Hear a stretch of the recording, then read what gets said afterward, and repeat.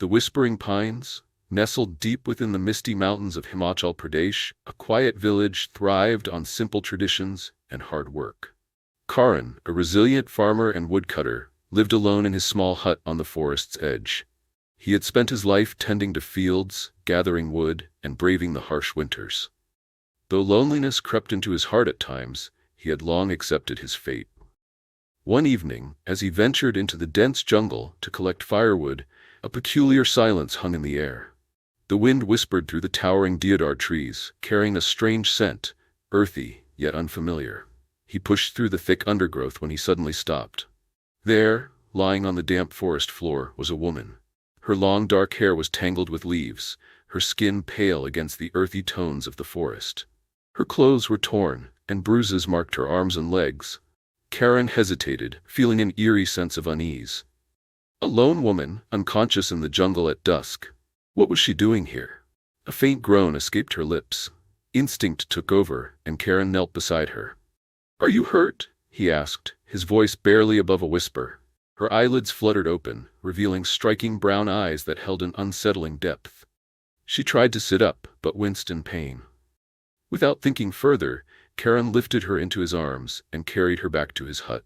The villagers were wary of strangers, and he knew questions would follow, but at that moment, all he cared about was saving her. That night, as the storm raged outside, Karan tended to the woman's wounds by the flickering lantern light. She barely spoke, only watching him with quiet curiosity. When he offered her food, she took small bites, her movements delicate yet deliberate. Days passed, and the woman, who introduced herself as Anaya, began to recover. Her presence was unlike anything Karan had known. She moved with an almost unnatural grace. Her voice was soft yet strangely captivating. When she laughed, it was as if the wind itself carried her joy. Though she spoke little of her past, Karan felt drawn to her. In the evenings they sat outside, listening to the rustling trees, their silence more comforting than words. He had never imagined love would find him in such an unusual way. The village, however, had begun to notice. Whispers spread like wildfire. "Who is she? Where did she come from? She never visits the temple. That's not normal. The dogs don't bark at her. It's as if they sense something." At first, Karan ignored the murmurs, dismissing them as idle gossip, but an old woman, known for her knowledge of the land's legends, grabbed his wrist one day. "Son," she said, her wrinkled face pale with fear, "that woman, she is not one of us. Be careful." For the first time, doubt crept into Karan's mind. But looking at Anaya, with her gentle smile and warm touch, he refused to believe she could be anything but the woman he loved. Ignoring the rumors, he asked her to marry him, and with a soft whisper of yes, she became his wife. Yet, as the days passed, the strange occurrences grew. The fire in their hearth always burned, though Karan never saw her add wood. Shadows danced oddly in their home, stretching unnaturally in the dim light. And the forest, it seemed to whisper her name. Still, Karan pushed these thoughts aside, unwilling to let fear poison his happiness. But deep down, he knew something wasn't right, and soon he would learn the truth. The burning secret. Weeks passed, and life with Anaya became a comforting routine. Karan worked in the fields during the day while Anaya managed their home. Though the villagers still whispered, he paid them no mind. She was his wife, and that was all that mattered. Yet, strange things continued to happen. One evening, Karan noticed that the pile of firewood near their stove never seemed to decrease, even though Anaya cooked every day. He once tried to wake up earlier to chop more wood, but she insisted there was always enough. The wind around their home carried soft murmurs at night, like voices calling from deep within the forest. When Karan mentioned this, Anaya only smiled and said, "The jungle is alive, my love. It watches over us." Despite his growing unease, he refused to question her further, until the day he saw the impossible. One evening, Karan returned home earlier than usual. The sky was painted in hues of orange and deep blue as he approached his hut. As he stepped onto the porch, he smelled something burning. Not firewood, but something else, something unnatural. Heart pounding, he peered inside. His breath hitched. Anaya stood by the stove, stirring the pot as flames licked at her bare legs. Her skin cracked and blistered in the fire, yet she remained calm, her expression serene. The firewood beneath the stove was untouched. She wasn't burning the wood, she was burning herself. Karan staggered back, a gasp escaping his lips. At that moment, Anaya turned. Their eyes met. For the first time since their marriage, Karen felt true fear. She sighed, stepping away from the flames. Her legs, though burned moments ago, began to heal right before his eyes, the cracked skin smoothing as if nothing had happened. Karan wanted to run, to scream, but his body refused to move. He turned and left silently, his mind spinning with terror. That night, as he lay beside her, he barely slept.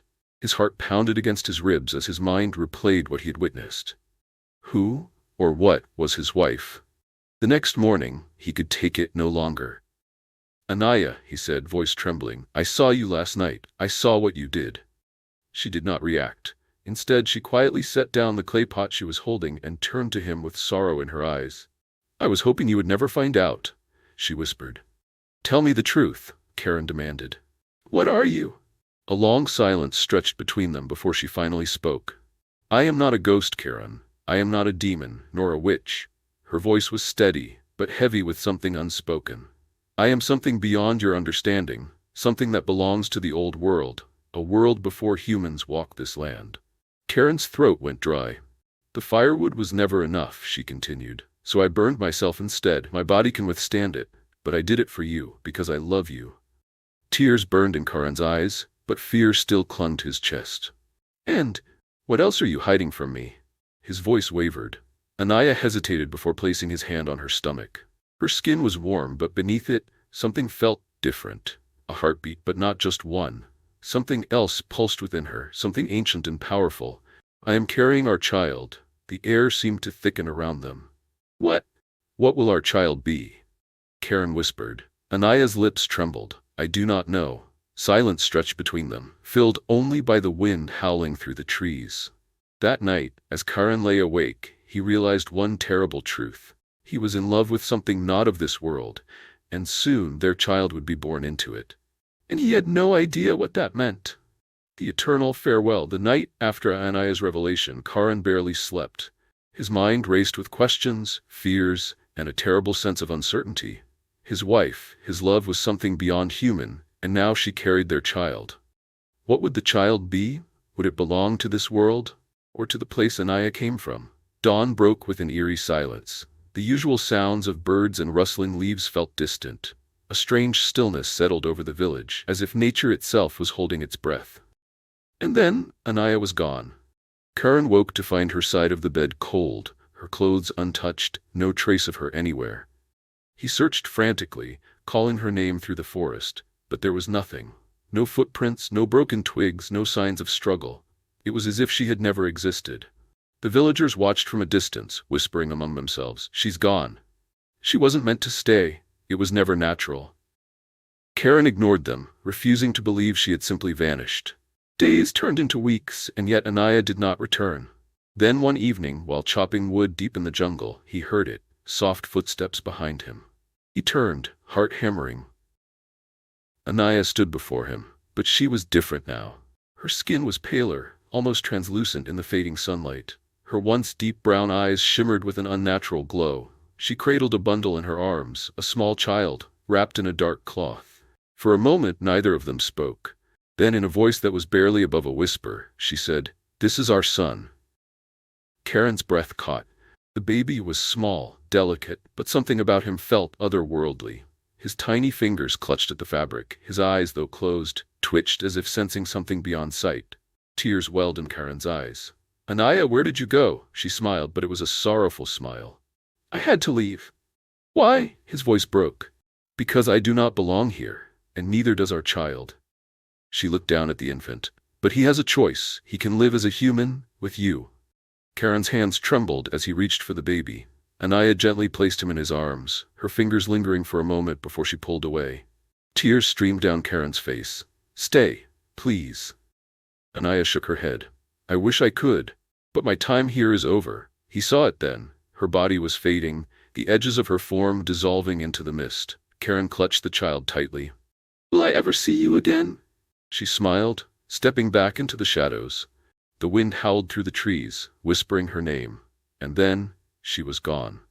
Karen stood there for what felt like eternity, the baby warm against his chest, the forest now eerily silent. He had lost the love of his life to something beyond human understanding. But in his arms, he held a piece of her, a child born of two worlds. As he walked back to the village, he heard the whispers of the trees, the rustling of the wind. Anaya was gone. But she was watching. Always.